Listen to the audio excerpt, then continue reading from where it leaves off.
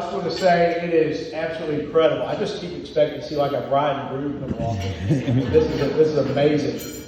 This venue, unbelievable. The food's great. You knocked it out of the park. You've raised the bar. We're going to have to step up our game next time we do events, I guess. Just say it. We have to work hard. Right? Anyway, I did want to give a special shout out to the other candidates for House who were already introduced. But let me start off. I'm just curious. Who drove like over 3 hours? Somebody, don't raise your hand. Who drove over 3 hours to get? I kind of did from Kings Mountain, but the guy that wins the travel award tonight is Representative Carl Gillespie, who's in Franklin. It's a 6-hour drive. So Carl,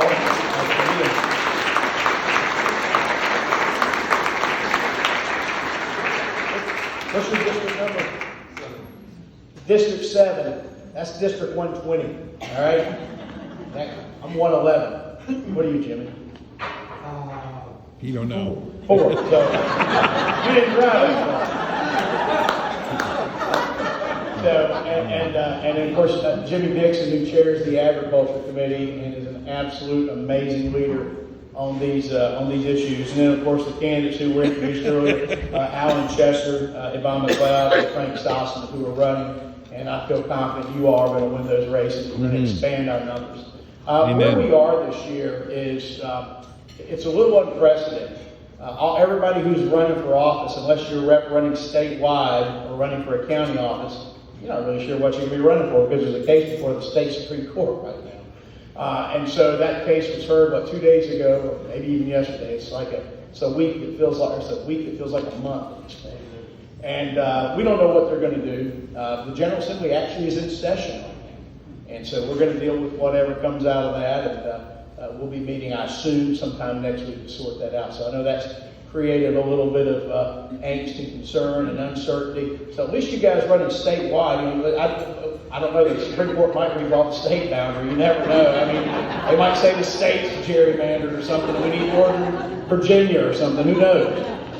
But it is... at least you guys have the comfort of that. Though everybody running in the district right now is a little uncertain. So hopefully within the next 2 weeks we'll have some certainty on that.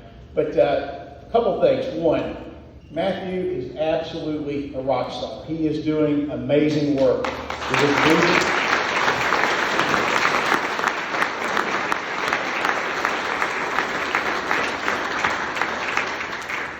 For this region and for this state. Is one of our new members. He has hit the ground running. He is someone that when he stands up and speaks on the floor, folks listen. He's had a great deal of influence.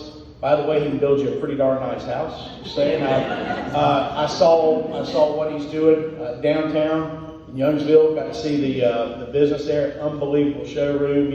You're like going to put all your colleagues to shame. Just saying. Absolutely incredible. But that same work ethic, that same just understanding of business is something that this guy brings every day to the State House of Representatives. And I can't stress to you how important that is. Look at where we are right now as a state. Look at what's happening, say, in New York. Look at Illinois. Look at California. People are leaving those states. They're leaving. Our weather's a little better, but that's not why they're coming. They're coming because of the economic policies that are in place in this state. They're coming because we've lowered taxes, we've cut regulations, we've tried to pull government out of your life. Amen. Now we've got this guy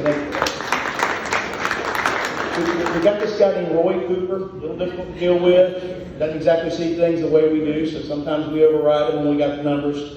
We don't have those numbers now, but 2022, I fully predict we're going to have supermajorities in the State House and the State Senate.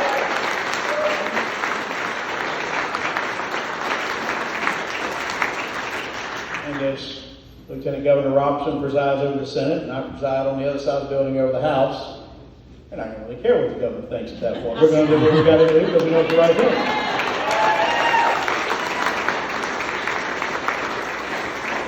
Let me leave you with this. North Carolina, right now, today, even with a governor who doesn't always share our vision, is in one of the best positions financially and economically it's been.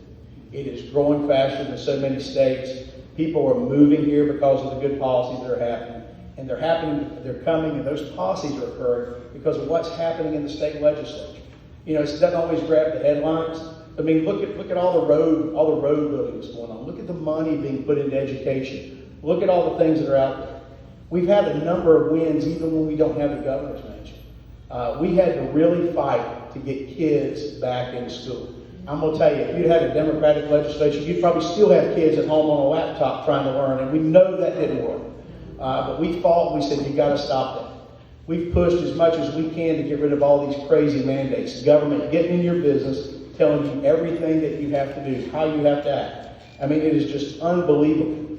And so it's, you know, there's a lot of successes, but there's a lot of things that we need to keep doing. And you being here tonight, you candidates out there running for the state legislature, EC's running for the Senate, I don't know where he went, he was right there, he is in the back.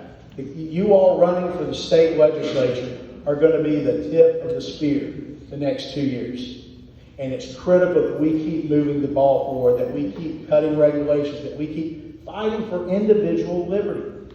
You know, our philosophy simply has been this. We want to get government out of your life, stop telling you what to do, and let the private enterprise, the free enterprise, and the private business move forward and flourish. And that's what's happened. And we're going to continue to do that, and things are going to go well. And by the way, I do have to give a shout out.